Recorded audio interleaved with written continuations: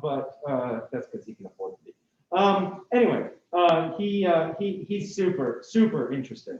Really interesting how history. appropriate. Was that? How appropriate. Yes. Yeah. He runs also. And very energetic. Yes, very energetic. He's the kind of person who you're going to want to talk to, hear from. And after class, last time he was the one who went the longest after class with people talking to him. He came back and met with students. Like, he's got really good advice for you guys. And the last person I'll mention is Adam Spontarelli, who is trained traditionally as an engineer, worked at BWXT, which is an engineering company in town, but became a little bit disillusioned. And the point here is not that we're trying to bring people to you who changed careers. That isn't actually the point. These are just the really interesting people we know.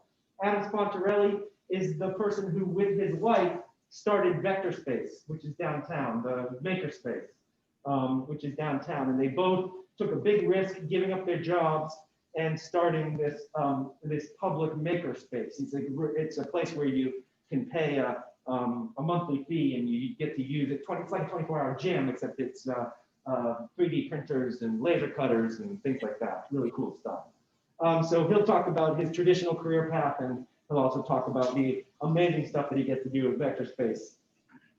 Awesome. Training, take over. Yeah. So, by the way, Dr. Sorka, I would have asked you to talk about Brad Adams, but I didn't know if you were in the room because I can't see you. Oh, sorry. Yeah. You're there, though. You're there. Okay. Cool. So the next person, the person people I'll talk about, Carl Putnam, who is the husband of our illustrious Professor Ishibashi in political science. And I find him really interesting for several reasons. One, I mean, he's an engineer, civil engineer, but he has built his own practice, of his own. He works from home.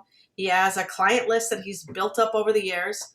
And that's what he does. Like, he does civil engineering projects, kind of consulting and projects. He gets hired. So there are a lot of civil engineering projects that I'm assuming that people would hire a big company for, but he does his own thing. So he gets to work from home, set his own hours, all the things that you get to do if you're running your own business. So a really interesting path there for an engineer. And the next person is Dr. Young Collier, and she's an MD PhD. And she is, so MD PhDs, you'll see them either they're working as doctors somewhere, but most of the time they have some kind of research component at either a big medical center or a big university. And she works on movement disorders. So I think it's really interesting to have somebody who is that kind of mix of a practicing doctor and a researcher, and also to talk about that MD PhD path, which is a really interesting path to take. For one really great reason it's interesting is that you get your medical school paid for. If you get into an MD PhD program, your PhD is paid for, you get a salary, and they pay your MD. They pay for your MD. So it is a great route for anyone trying to, who is interested in research too, right? To try to get to an MD PhD program. Very beneficial. It is long, but she'll tell you a lot more about that and about her research. And then the last person that we'll hear from is Phil Aris, and he is a professor of theoretical astrophysics at UVA. And he and I actually went to graduate school together at Cornell, and I kind of roped him into my project. So I had this project, and we shared an office. We knew we were the same year, and I kind of roped him into the project that ended up being kind of what he does from since he graduated. So he kind of like stuck with that vein of physics, and he'll tell you all about what it means to be a theoretician in physics, which is very different from, say, an astronomer who uses a telescope and looks at things, and or an experimentalist who goes into the lab and does observations. So he'll tell you about that. So we're hoping here that with these people, you're really getting a really broad section, right? Dr. Young Collier and Dr. Aris are both very traditional in there, right? So that's a very traditional path. But you can see from the other people that a traditional path isn't always the path that you need to take, right? So that's a little preview of what we're going to be doing. And there are some days also in that are put in here that are just to kind of sit back and reflect on what we've seen so far. So for instance, the 2nd of April is kind of a reflection day. We're going to come together. We're going to talk about what we've seen so far, right? So there's some, the 23rd of April is also a day like that. And we'll have a final project. We'll talk a lot more about that later. Let me say something quick. Can I say something? Can I say something? Please. I just want to say that there is a slight bent toward the physical sciences in these people, right? It's obviously a doctor. But that doesn't mean that it shouldn't be interesting. What is particularly important is simply what does a scientist today look like? It doesn't matter whether they're a biologist, a chemist, or a physicist, or an engineer. And it's just seeing the different various career paths and the fact that you don't necessarily need to know exactly what you're going to do when you graduate from college. You should go into something, you try it, you see if you like it. Yeah, we're a little light on biologists and vets and doctors. We got one. For those on the biology side of things, but that's not on purpose. These are just the people who we just think are so fantastically interesting, and it's not that there aren't other fantastically interesting people. Absolutely. Also our friends. Yeah. So that each Yeah, and I will say, if you really want to talk to a doctor, I come from a big doctor family, and I can happily connect you to a physician if you want. I know, not related to it, I know a ton of ER doctors. I know my dad and brother are both oncologists, and my sister-in-law is an anesthesiologist. So if that's the world you're thinking, let me know, and we can make that happen too. Yeah. Awesome. Okay, any questions before we move on to watch our video? No questions, anybody? Okay, so let's start it up. Give me a second here. I'm gonna stop this share and see if I better share computer sound. Let me figure out how to do that. I forgot how to do that now. Share the screen is like a checkbox at the bottom. What now? When you share the screen, it's a checkbox at the bottom. Okay, let's see. Aha. Yes. Okay. And let me share. Sorry about the trumpet, by the way. I have no control over that right now. I don't know if you can hear that or not. Okay. Is everybody ready? If I pull this in full screen, will that still work? Yep. You can see it. Okay, let's see if the sound works well. As an astrophysicist, I often get asked, what do you actually do all day? And I respond with, well, I try to answer questions that no one knows the answer to. But that's kind of still hard to wrap your head around, so I figured the best way to get that across is to show you and bring you along with my day. So this is my office in the physics building. I love it. It has glass walls that I can write on and feel like House solving a mystery. For us, it's never aliens, like it's never lupus. The first thing I did though was check whether my code has been running okay overnight and it's not crashed. As you can tell from my happy dance, it did. This is a code that tries to find the best model of the star formation history in a galaxy given the light that we observe from it. I call it Snitch because it's seeking the best model. Anyway, my terrible puns aside, it's got lots more galaxies to run on, so time to make myself a drink. Now, you might think I'm off to make a cup of tea, but for fear of getting kicked out of Britain for saying this, I don't like tea. I don't like coffee either, so I'm having a hot squash because it's really cold out, which is not a vegetable for all you Americans watching. It's like a concentrated fruit juice that you can have either hot or cold. This is apple and blackcurrant flavored. I'm not really used to drinking hot drinks though, so sometimes it's too hot for me. Ouch.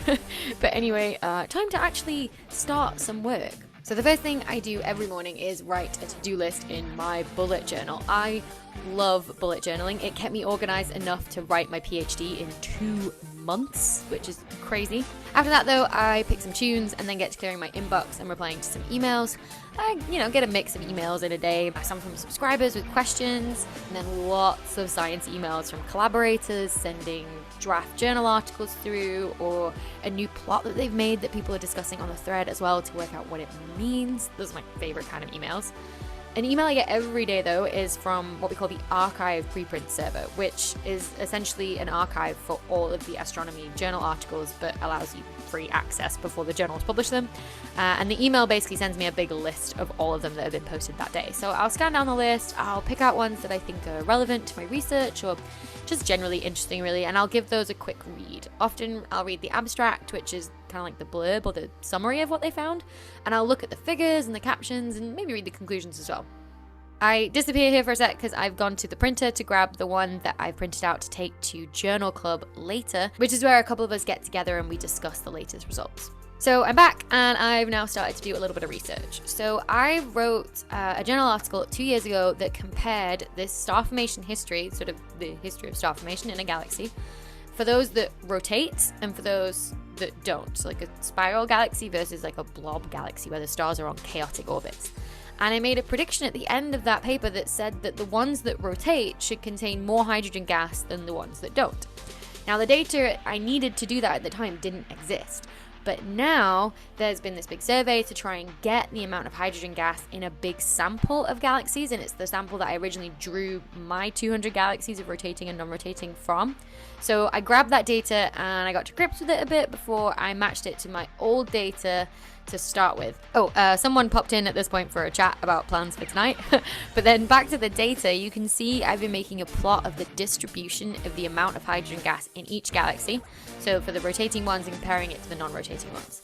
Unfortunately, it wasn't very conclusive because even though I started with about 200 galaxies, when I matched it to the new data set, which isn't quite complete yet at taking all the galaxies, I only ended up with 40 of them. And only 3 of those were the non-rotating ones. Now that can tell us a lot. It means that a lot of the non-rotating ones probably didn't have detections in the first place at all, so they probably don't have as much gas in them like I predicted. The 3 galaxies doesn't exactly give me good statistics, so I'll need to do a test later on that to confirm. All that data crunching though has made me hungry, so it's a good job that Thursdays at 11 is tea time in the physics department. So I have to head all the way upstairs, so I'm knackered when I get to the top, but it's a very nice view though. And you get to walk past Jocelyn Bell Burnell's office with a casual picture of her with Barack Obama outside it, just for some inspiration in your day. Anyway, here's a poster advertising the big public talk we've got tonight from Heino Falke, one of the members of the Event Horizon team who took that really famous picture of the black hole back in March. But for now, the department gathers to chat over tea and, most importantly, cookies. Sometimes you need to get away from the kids for grown-up time. Or get away from the grown-ups for kid time. And just get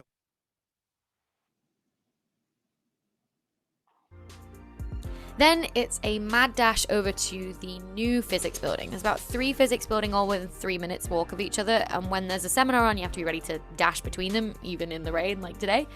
Today, the seminar will be given by Heino Falke. Unlike his talk this evening, which is aimed at the public, this one is for us experts to catch up on his latest work so we can ask him questions and figure out how it fits in with the science that each of us are doing. So Heino's talk was all about his efforts along with his group of postdocs and students to understand growing supermassive black holes. These are black holes that are millions to billions of times more massive than the sun, and they're found in the centers of galaxies. Now, whilst I focus on how supermassive black holes affect the galaxies they live in, Heino focuses on what's happening on the smaller scales directly around the black hole, specifically modeling the inflow of the material around the event horizon, that point of no return where you have to be traveling the speed of light to escape. And these models that Heino and his group make can then be directly compared to the image that the event horizon team are taking of, say, Messier 87, the famous one they released earlier this year, and the black hole at the center of the Milky Way, Sagittarius A star. So, of course, all the questions were then on when we could expect the Sagittarius A star image, like the one they took of M87. The answer was, don't hold your breath. They're still working on it, but at a bit of a slower, healthier pace than they did with the M87 one. After that's finished, it's time to go get lunch, which is back over towards the building I work in. Now, you would think the most likely place to find an astrophysicist in Oxford is the astrophysics building, but not at lunchtime.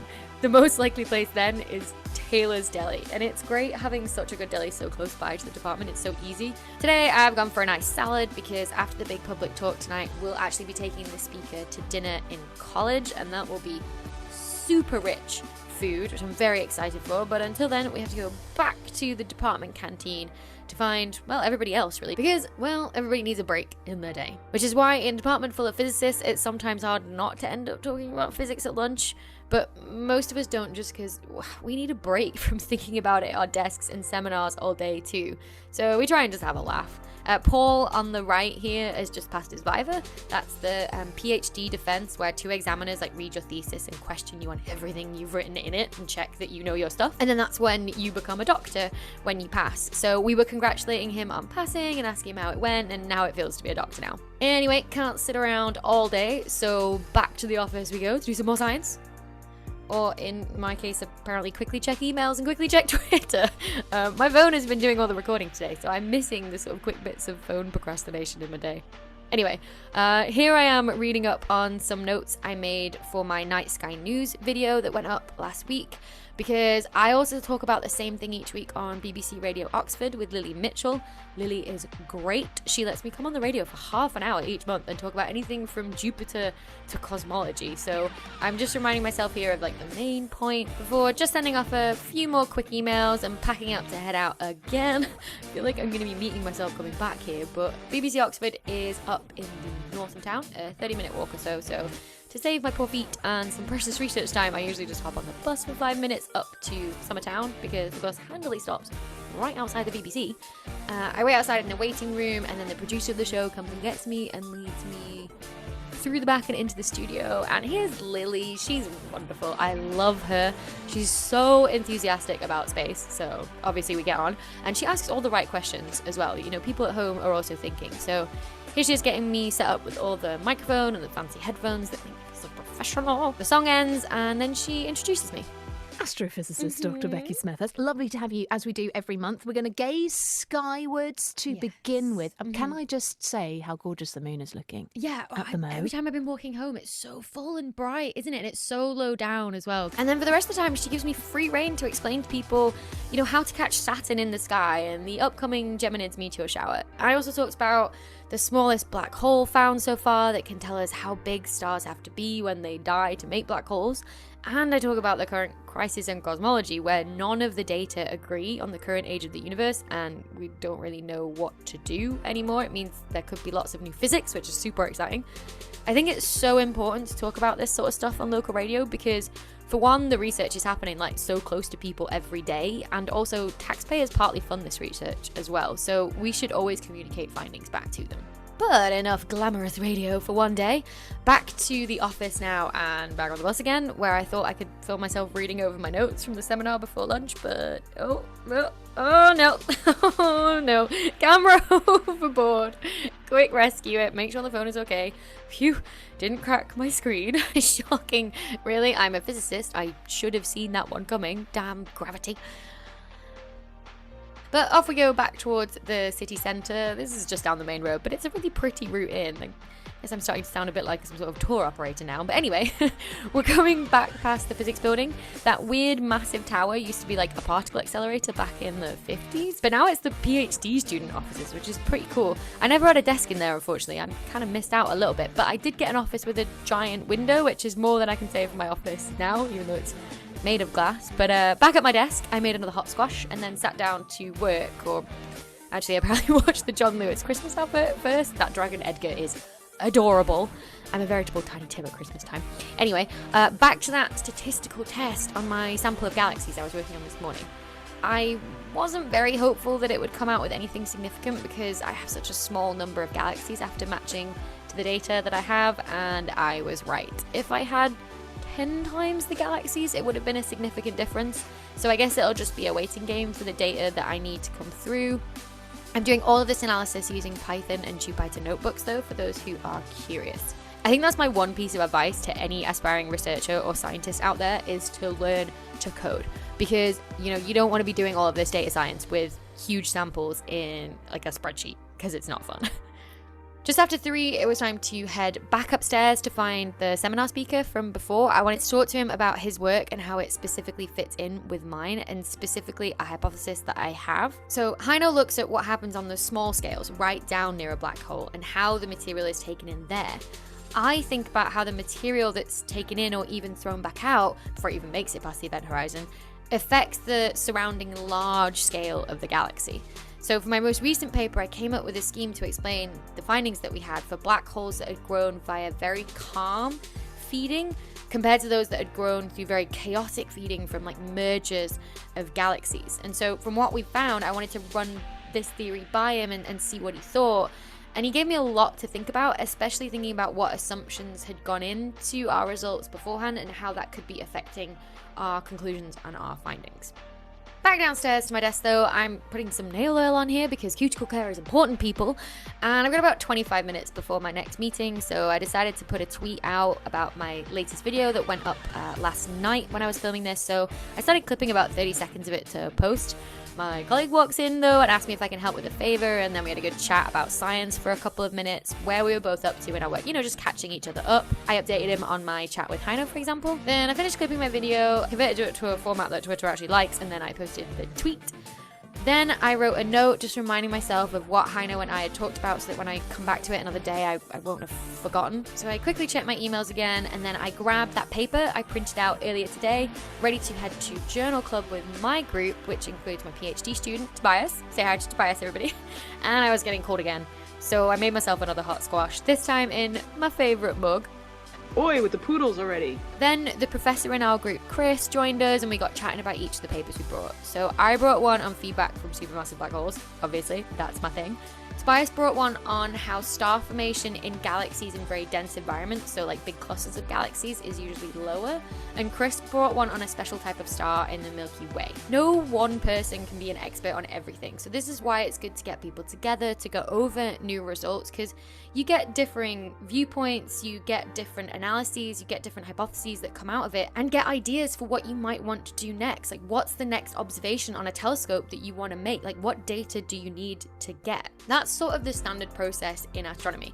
You get an idea, you apply for time on a telescope, either an optical or a radio or an X-ray, whatever it might be. Hopefully you then get awarded that time and you get to go observing either in like Hawaii or La Palma or Australia or Chile or somewhere like that. Then you get to come back and analyze the data, figure out what it's telling you about the universe, and then publish a journal article on it before the whole process starts again and other people around the world are discussing your paper at a journal club somewhere. It's why no 2 days as a scientist are ever the same, but I guess this one kind of gives you a good reflection. With journal club finished, it was time to get changed before the public talk tonight, ready for our fancy dinner later. Waiters always look at me and think that I'm gonna have a little salad, maybe a soup, and that'll be the whole meal. And when I do my You have no idea how pleased with myself I am that that shot worked. Is Editing Becky a real editor now? Anyway, the walk to the other physics building took me a bit longer in my heels this time, but I got myself a good spot before the lecture theatre filled up with members of the public arriving for the talk as well. Heino did such a good job explaining radio astronomy, the centre of our galaxy, observations of the stars orbiting the supermassive black hole there, and also just gravity itself as well, to communicate why things are so weird around a black hole, and maybe what would happen to anything falling in. This was all to lead up to how him and the Event Horizon Telescope team managed to make that amazing image of the supermassive black hole that's 4 billion times more massive than the Sun at the centre of the galaxy Messier 87. He explained all about how the telescopes are combined across the entire Earth to make a telescope with essentially an effective diameter of the Earth, and how the data was then combined to make the image. I got very excited at one point when he talked about plans to take this one step further and put a telescope into space or even on the moon to make the effective diameter of the telescope even bigger, like as big as space. Something we actually call space interferometry. But the snippet of information I took with me from this talk was that 4.5 billion people worldwide have seen that image of M87, which is a truly incredible achievement. With the talk and the Q&A session all done, you can see I got very excited about space interferometry in my notes. There was a drinks reception afterwards so that members of the public could interact with Heino and also members of the physics department to ask more questions about what they'd just heard. But then later it was off to dinner in college. Oxford colleges are one of the best parts about being in Oxford. It's where the undergraduates live and are taught, and it's kind of like a hall but with more of a community and sort of a familial vibe to it. For me, it's just a great place to socialize with other academics who aren't physicists and to be involved in this great community that's really steeped in history as well. Like, our college was founded by Henry VIII. So there's so much history when you walk these halls. You can see, though, it was very dark outside by this point, so here's some shots I took in the light another day, and some of you might recognize it, especially the stairs and the balcony of the hall. This is Christchurch, but it's also the first thing of Hogwarts that you see in the Philosopher's Stone.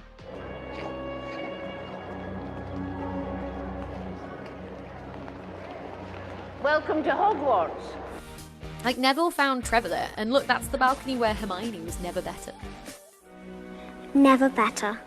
Now, whilst we do usually eat in hall at the high table as a researcher at the college, tonight we're in a fancy side room for this like special dinner, which is called the McKenna Room, which I love because it has this gorgeous fireplace, and it's so old school as well, with like all the portraits on the wall. There's this huge one of Queen Elizabeth behind me as well, and we all got little name tags up. The college chefs are so good to us. The food really is incredible, and they do such a good job, and I wish I had that level of skill. What's nice is that these lectures and dinners are a twice yearly thing here, and there's an impressive list of people that have given these lectures in the past, including 2 Nobel Prize winners, and some names you might recognize from me covering their work on this channel before as well. I kind of hope to one day see my name on a list of lecturers like this too. Now, I didn't film anything at dinner because, well, that would be rude, but trust me when I say the food was amazing. But then it was time for my Cinderella dash to catch my train home after a very, very long but productive and enjoyable day. It might not have looked much to some, but this is truly my dream job, and I get to do it all again tomorrow.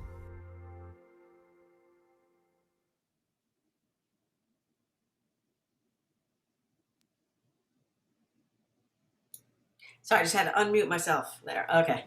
Yeah, what'd you guys think?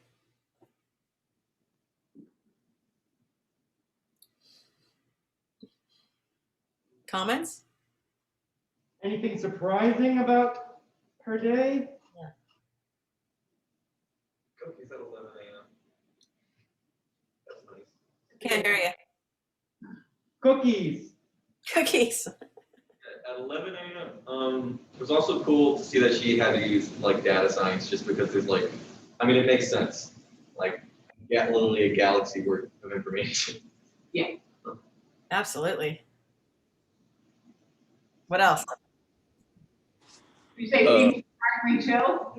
Yeah, it seemed like a surprisingly chill day. I thought she'd be a little more frantic during her work hours, trying to get her work done. And then it was nice to see that she was consistently like working and like discussing stuff with other colleagues too. Yeah. What else? That is pretty much the way our jobs work. Oh, yeah. It is, right? I mean, we're always just discussing things with each other. Yep. Accurate description, great. Yeah, I will say, we have talked about that is one of the harder things post-COVID, is that you don't stop into someone's office. Yeah. Hey, I'm doing this. And I think that's a piece that I think for a lot of fields has made it harder, because those little discussions that stop in and you update your colleague on what you're working on and what you're thinking actually make a big difference in doing research and in teaching, because you talk about what's going on and you get different insights. Yeah, like when she went with those other colleagues after lunch, and she said specifically, like, no one knows everything. It's why it's good to interact with these colleagues every day. Yeah. Absolutely. Yeah. Hoping for the day we get back to being able to just pop into offices easily. Soon, I hope. Yeah. Any other comments or? I liked how like she was listening to her own music on Spotify like the whole time. Like she was just casually listening to music, and then like she kept checking Twitter every once in a while just to get some extra blurbs outside of science. Yeah, absolutely. Part of the movie. Yeah. Take a nice mental break there. Alex, what we? I said they're very fancy at Oxford. They are fancy at Oxford. Yes. Yeah, that dinner looked very fancy. Kind of the definition of fancy. Yeah. Oxford. Yeah. Yeah, and you know, we all do that. I don't know, I guess I shouldn't speak for Dr. Sheldon, Dr. Soika, but you know, take a little break, look at Twitter, look at that trailer that you're interested in, you know. Yeah, it's not like you're going to be working all the time when you have a job, right? I mean, it does depend on what kind of job you have.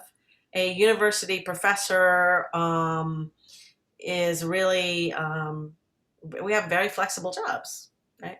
So, which is good and bad. We tend to work all the time, but we're also free to look at a movie or we don't have that really tight schedule that a lot of people do in their jobs, except for our teaching times and office hours and meetings, I guess, right?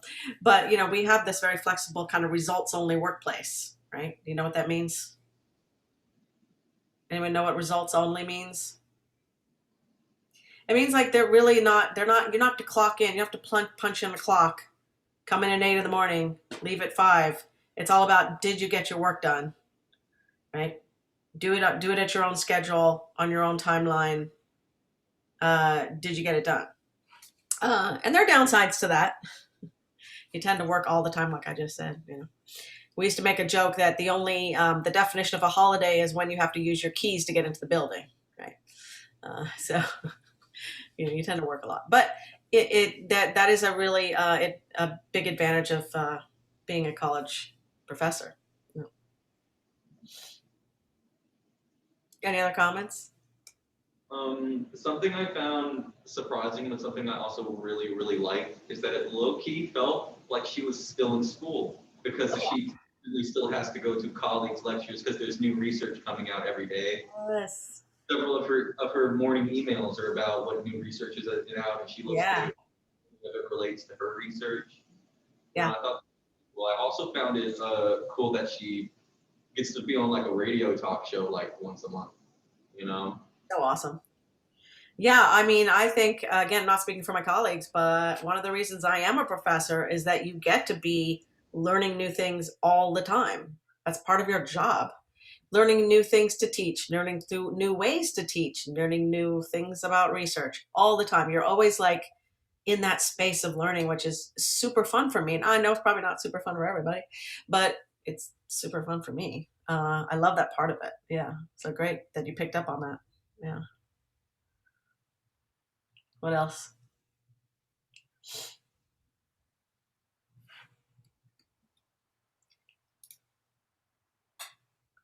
Yeah, and it says Alex posted. I don't know if you guys read the chat. So those in the room probably not seeing the chat. It seems like a lot of fields are pretty similar in how the video looked. Yeah, yeah, interesting. Yeah, yeah. I would say her experiences as a university sort of researcher person. It looked very familiar to me. Let's just put it that way. Journal club, going to talks. Sitting at your computer, writing code. That's been my world. So.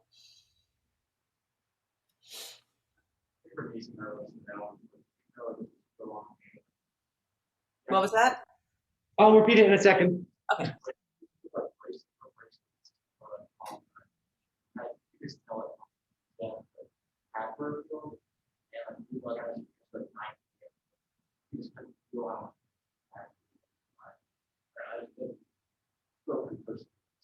Yeah, I agree with John. Yeah. It really relates to that. It was about the fact that it's a really long day, and even though there was a lot of breaks, there's still a lot of work, and you're working during breaks. And I mean, she went right till 9 p.m. or whatever.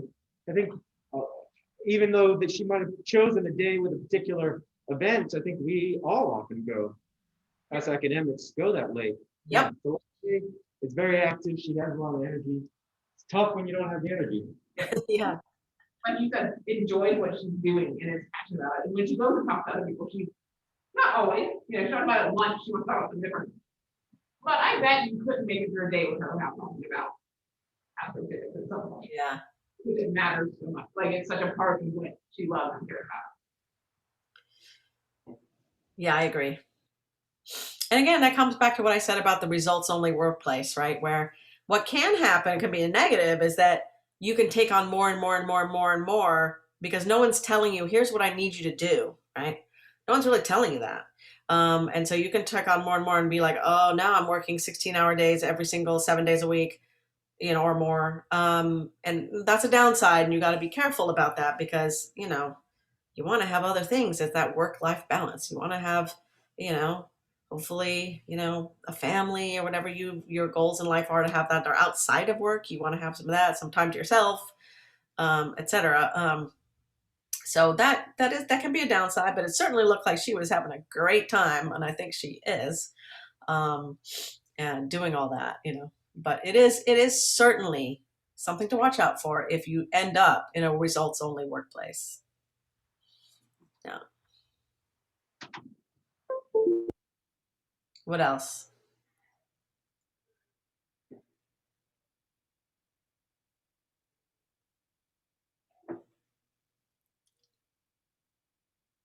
Any other questions about class? About anything else you want to say? We're almost at the end here. I think we actually go till 3, but we don't have to go till 3. Yeah. Hey, can you hear us? I can hear you. I think I made it so the mic doesn't work. Hold on. Oh.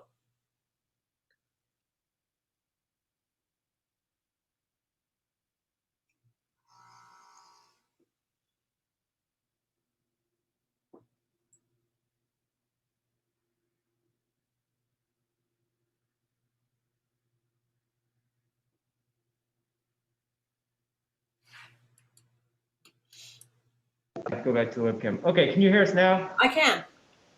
All right, I had tried plugging in an external mic, and I forgot to set it up before class, and then you couldn't hear us on that, so Yeah. we're back to I didn't hear if anyone said anything after I asked that last question about if there's anything else. All right, sorry to interrupt. No, just wanted to know if there was anything else. Any questions about class, anything anyone else wants to say?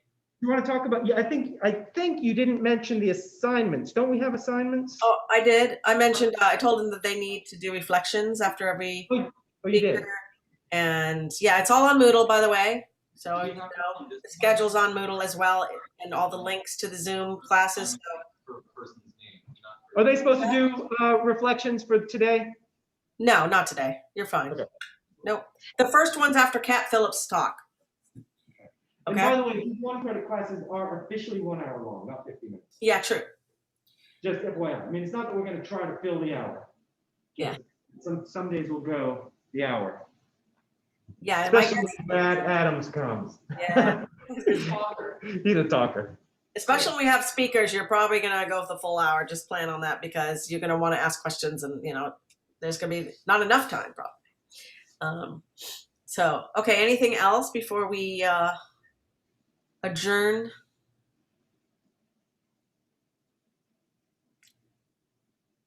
Guess not. Okay. All right, guys. Well, I guess we can get out a little 10 minutes early here. And we'll see you next week. All right, thanks. All right, bye. Bye.